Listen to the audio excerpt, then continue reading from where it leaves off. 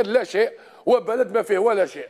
انا اليوم نقول مشكلتنا احنا في الداخل وليس في الخارج. قبل ما نتكلموا اليوم على القجع نتكلموا على توانا اليوم اللي في كل مره وكانوا هذا البلد ما عنده ولا شيء. تعليقك عبد النظام بما تم انجازه في الاشهر الاخيره بتعليمات من رئيس الجمهوريه السيد عبد المجيد تبون، هل احتضان الشان ونجاح الشان سيشفع للجزائر؟ طبعا الاحتضان كان 2025، وهل الكولسه وهل الإعلام سيتجند من أجل بلده من أجل الجزائر؟ هذا الإعلام اللي في كل مرة ينقسم على شقين لتصفية حسابات لا أقل ولا أكثر.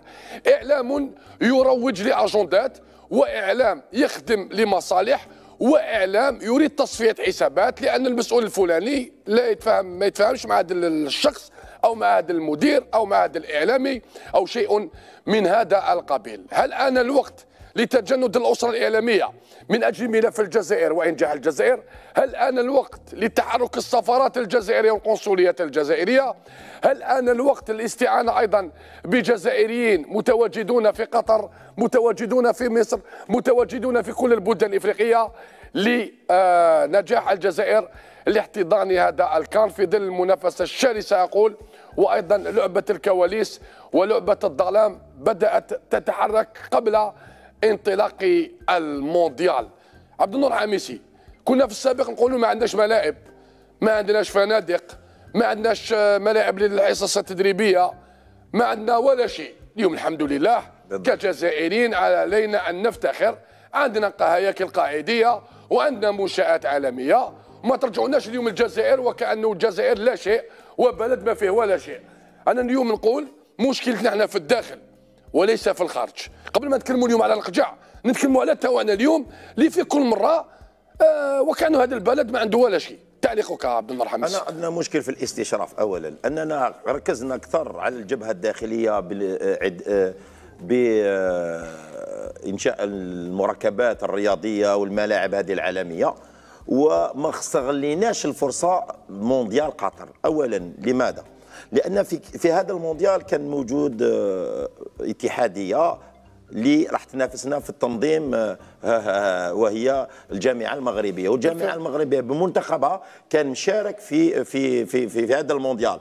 إذن كان تقارب كبير ما بين رئيس الجامعة وموتسيبي والأمينة العامة للاتحاد الافريقي لكره القدم بالضبط السنغاليه. شاهدناهم عند تاهل المنتخب المغربي بالاعناق وموجودين في المنصات الشرفيه. اذا هذيك المنطقه منطقه كولاسه باش نقول لك بين قوسين. الشيء اللي ربما انا نتاسف له اننا تاخرنا باش نتحركوا.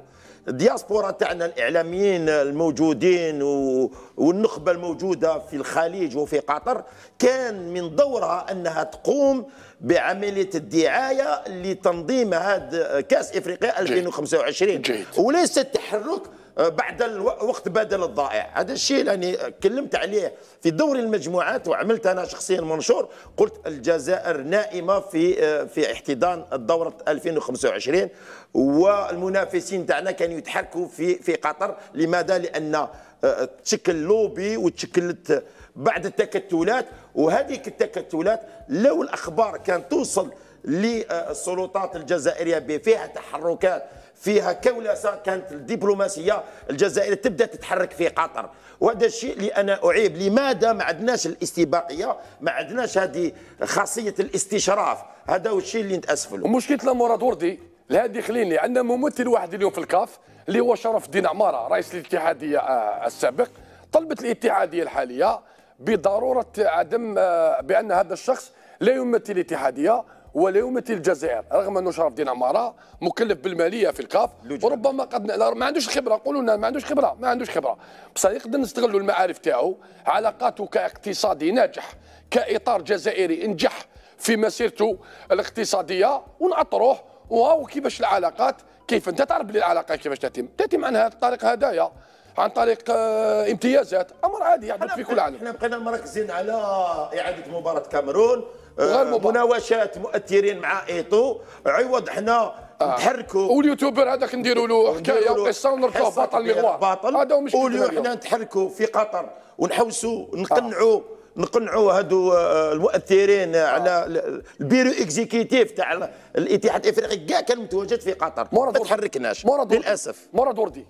شوف، هو قبل كل شيء لازم نعرفوا، لازم نديروا كما يقول لك، نحطوا الصوره امام المشاهد كريم، كل مشاهدين. ولا شوف نقول لك، المشاكل اللي كاينين هكذا في بعض الاحيان من المفروض نتركوهم على جنب، والصوره الحقيقيه لازم نعطوا لها حقها. اليوم الجزائر تغيرت الحمد لله، فيه بنيه تحتيه، فيه او ماشي هكذا ترقد وتنوض تشوفها مانيش عارف حاجه كبيره، لا، ولكن رانا نشوفوا باللي كاين مسار كما يقول لك وانجازات في كل المجالات. اليوم تتكلم على الجزائر كانها شغل كلي بلاد جات ما كانش جديده، احنا بلاد جديده.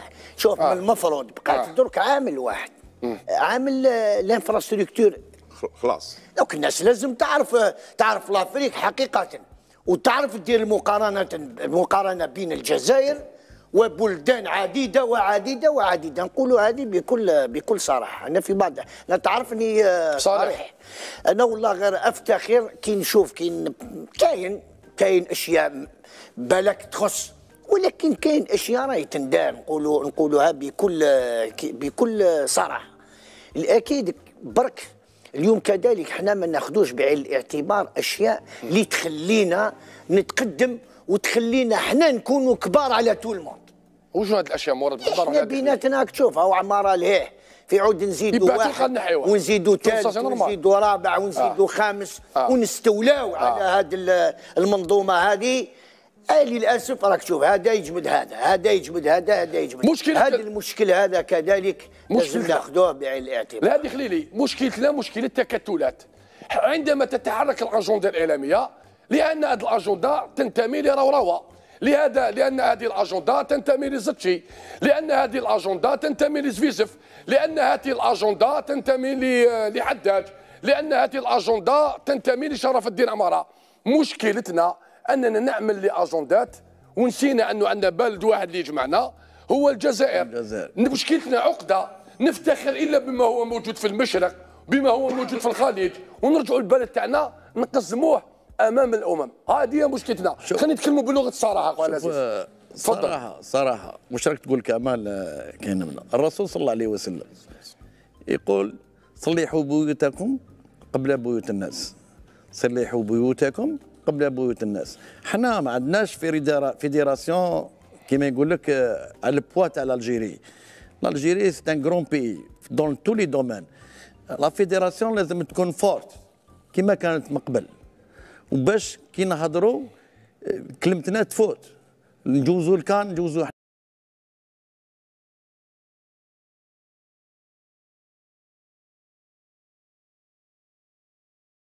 الريان القطري يعلن إصابة بوفل دون تحديد مدة غيابه. أعلن نادي ريان مساء يومه الاثنين عن تعرض الدولي المغربي سفيان بوفل للإصابة دون تحديد نوعيتها ومدة غيابه عن الميادين. وأكد النادي القطري عبر حسابه الرسمي بموقع تويتر أن الدولي المغربي تعرض لإصابة خفيفة، الأمر الذي منعه من المشاركة ضد الأهلي في دوري نجوم قطر. وأضاف الريان في تغريدته أنه خلال الأيام المقبلة سيتم تحديد مدى خطورة إصابة البالغ من العمر 29 عاماً.